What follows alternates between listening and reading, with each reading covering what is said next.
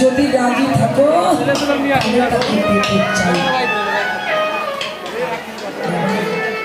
No pain no gain.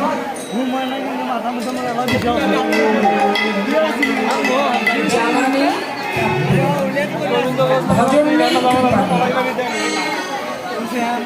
প্রথমত বিষ্ণুপ্রিয়া ঠাকুরানী যখন সেই সোনার কমলের নিকটে দাঁড়িয়েছে, এটা সোনার পদ্ম ফুল নয় গো,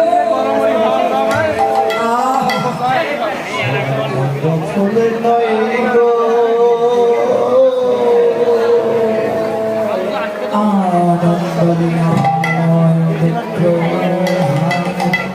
আনন্দ লীলাময়